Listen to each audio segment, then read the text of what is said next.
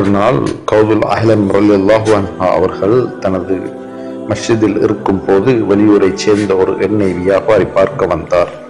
அவர் கௌதுல் அஹ்லம் ரலியல்லாஹு அன்ஹா அவர்களிடம், நான் பொருளாதார ரீதியாக மிகவும் சிரமத்தில் இருக்கின்றேன், எனக்கு பொருள் வழங்குங்கள் என்றார்கள். அதற்கு கருணையே உருவான எஜமான் ஓரிடத்தை சுட்டி காட்டி, இந்த இடத்தை தோண்டும் என்றார்கள். அவரும் தோண்டினார். அங்கே தங்க காசுகள் நிறைந்த ஒரு பை இருந்தது. அதை எடுத்து வந்தவரிடமே கொடுத்து விட்டு அதிலிருந்து அல்லாஹ்விற்காக சில தங்க காசுகளை சதக்காவாக வைத்து விட்டு செல் என்றார்கள். அந்த வியாபாரியோ ஒரே ஒரு தங்க காசை மட்டும் வைத்தார்கள். அதற்கு நாயகம் அவர்கள், இது போதுமா? நீ எவ்வளவு சதக்காவா வைக்கிறாயோ அதுவே உனக்கானது என்றார்கள். அந்த வியாபாரியோ, நான் மிகவும் கஷ்டத்தில் இருக்கிறேன், எனவே என்னால் ஒரு தங்க காசைத்தான் கொடுக்க முடியும் என்றார்கள். எஜமான் அவர்களும் புன்முறுவல் பூத்த வண்ணம் அவரை அனுப்பிவிட்டார்கள். அதன் பிறகு அந்த வியாபாரி ஊருக்கு புறப்பட்டு செல்லும் வழியில் இரவு வந்துவிட்டதால் யார் வீட்டிலாவது தங்கி இருந்து செல்லலாம் என முடிவெடுத்தார். ஆனால் தங்க காசுகள் இருப்பதால் அந்த காசுகளை தன்னிடம் உள்ள எண்ணெய் குடுவைகளில் உள்ளே பிரித்து போட்டு எண்ணெய் குடுவையை மூடினார்.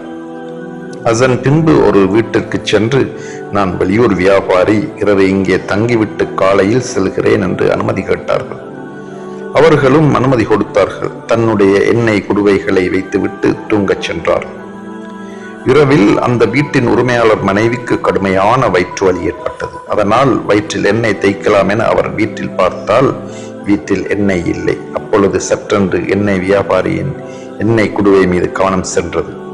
எண்ணெய் வியாபாரியை எழுப்பினார்கள். ஆனால் அவர் ஆழ்ந்த உறக்கத்தில் இருந்தார். அதனால் ஆபத்துக்கு பாவம் இல்லை என்று கருதி அவரின் எண்ணெய் குடுவை உள்ளே கையை விட்டு எண்ணெயை கையில் எடுக்கும் போது கையில் ஏதோ தென்பட்டதை கண்டு அதை எடுத்து பார்த்தார். தங்க காசாக இருப்பதைக் கண்டு அவற்றை முழுவதையும் எடுத்தார்.